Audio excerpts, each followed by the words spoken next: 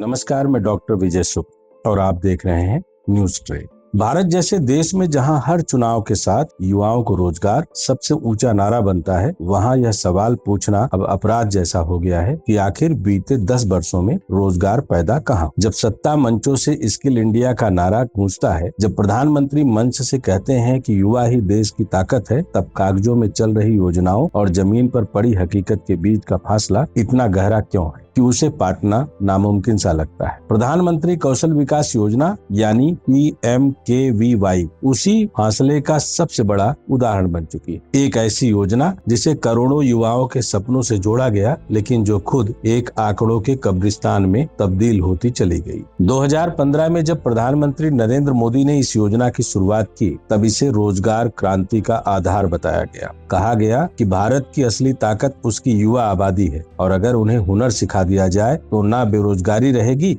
ना गरीबी। योजना के तहत लाखों युवाओं को स्किल ट्रेनिंग देने, उन्हें प्रमाण पत्र देने और फिर उद्योगों से जोड़ने का दावा किया गया। शुरुआत में सब कुछ सुनने में आकर्षक था, skill centre, module, trainer, certificate, placement. लेकिन जैसे जैसे साल बीतते गए, इस योजना की चमक उतरने लगी और भीतर की दरारें दिखने लगी। भारत के नियंत्रक एवं महालेखा परीक्षक यानी CAG कैग की रिपोर्ट ने इस पूरी इमारत की नींव हिला दी। रिपोर्ट में जो तथ्य सामने आए वे किसी एक विभाग की लापरवाही नहीं, बल्कि पूरे तंत्र की विफलता की कहानी कहते हैं। रिपोर्ट के मुताबिक प्रधानमंत्री कौशल विकास योजना के अंतर्गत जिन लाखों युवाओं को प्रशिक्षित दिखाया गया, उनमें से बड़ी संख्या का कोई वास्तविक अस्तित्व ही नहीं मिला। लाखों लाभार्थियों के बैंक खातों में 00000 या 11111 जैसे फर्जी नंबर दर्ज। कई मामलों में एक ही फोटो कई लोगों के नाम पर चिपका दी गई। कहीं आधार लिंक नहीं, कहीं मोबाइल नंबर फर्जी और कहीं प्रशिक्षण केंद्र ही जमीन पर मौजूद नहीं। सबसे हैरान करने वाली बात यह है कि यह सब एक दो जगह नहीं, बल्कि देश के अनेक राज्यों में एक जैसे पैटर्न के साथ सामने आया। इसका मतलब यह कोई स्थानीय गड़बड़ी नहीं, बल्कि एक सुनियोजित संस्थागत विफलता थी। CAG की रिपोर्ट बताती है कि करीब 95 लाख से अधिक लाभार्थियों का डेटा या तो अधूरा था या संदिग्ध। यह आंकड़ा सिर्फ तकनीकी त्रुटि नहीं, बल्कि इस बात का संकेत है कि सिस्टम ने जानबूझकर आंखें मूंद ली थी या नोटों की चकाचौंध में वो रतौंधी वाले बीमारी में ग्रसित हो गया था। अगर पैसों की बात करें तो तस्वीर और ज्यादा भयावह हो जाती है। प्रधानमंत्री कौशल विकास योजना के अलग अलग चरणों में सरकार ने करीब 12,000 करोड़ रुपए खर्च किए। प्रशिक्षण, स्टाइपेंड, ट्रेनर फीस, इंफ्रास्ट्रक्चर और प्रशासनिक खर्च, सब कुछ जोड़े तो यह राशि और बढ़ जाती है। लेकिन CAG की जांच में यह साफ हुआ कि कम से कम 1500 से 2000 करोड़ रुपए ऐसे हैं जिनके उपयोग पर कोई ठोस प्रमाण मौजूद नहीं है। ना तो यह साफ है कि इन पैसों से वाकई युवाओं को कौशल मिला, न यह कि वे किसी बेरोजगार तक पहुँचे, न यह कि वे किसी रोजगार तक पहुँचे।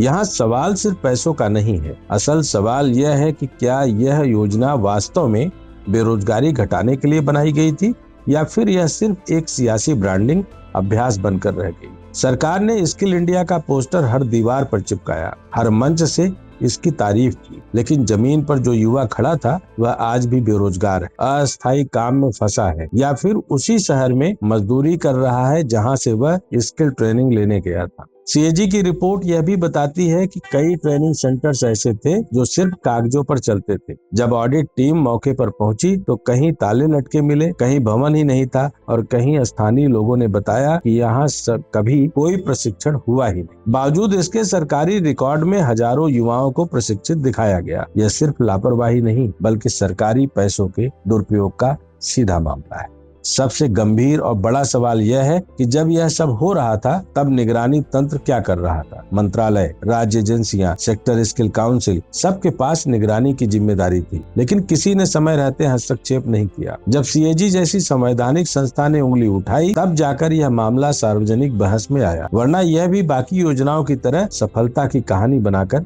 पेश कर दिया जाता। यह भी ध्यान देने वाली बात है कि जब सरकार ने अपनी नाकामी को महसूस किया तो उसने योजना का नाम और ढांचा बदल दिया। PMKVY 1.0, फिर 2.0, फिर 3.0। हर बार कहा गया कि अब सुधार होगा, लेकिन मूल समस्या वही रही, डेटा की सत्यता, निगरानी की कमी और जवाबदेही का अभाव। नए संस्करण पुराने दोषों को ढकने की कोशिश बनते गए। यह पूरा मामला हमें एक बड़े सवाल की ओर ले जाता है। क्या भारत में योजनाएं लोगों के लिए बनती हैं या आंकड़ों के लिए? क्या रोजगार कागजों में पैदा किए जाते हैं या जमीन पर? और क्या सरकारें यह मानने को तैयार हैं कि सिर्फ योजना लॉन्च करना ही विकास नहीं होता? प्रधानमंत्री कौशल विकास योजना का मामला साफ तरीके से कह रहा है, चीख और चिल्ला कर कह रहा है कि अगर नीति निर्माण में पारदर्शिता, निगरानी और जवाबदेही न हो तो सबसे नेक इरादे वाली योजना भी, यहाँ दोष सिर्फ किसी एक अधिकारी या मंत्रालय का नहीं बल्कि उस पूरे सिस्टम का है जिसने आंकड़ों को सच से ऊपर रखा। आज जब देश फिर से रोजगार मिशन, स्किल इंडिया 2.0 और विकसित भारत जैसे नारों से भरा जा रहा है, तब यह जरूरी है कि PMKVY जैसे अनुभवों से ईमानदारी से सबक लिया जाए,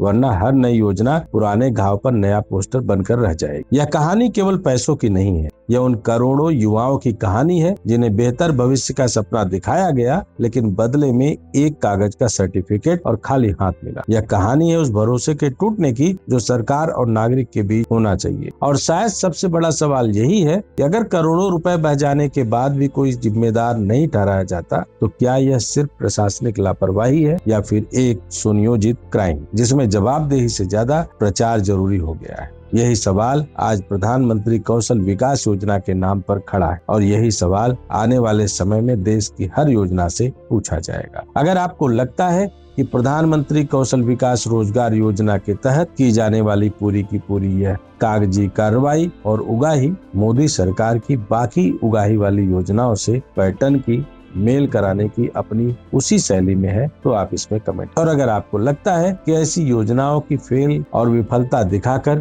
कहीं न कहीं तंत्र या तंत्र से जुड़े हुए लोग मोदी सरकार को बदनाम करना चाहते हैं, तो भी लिखिए। मोदी अगर वाकई कागज पर ईमानदार हैं, तो कागज पर सवाल क्यों? जय हिंद, जय भारत, वंदे मातरम।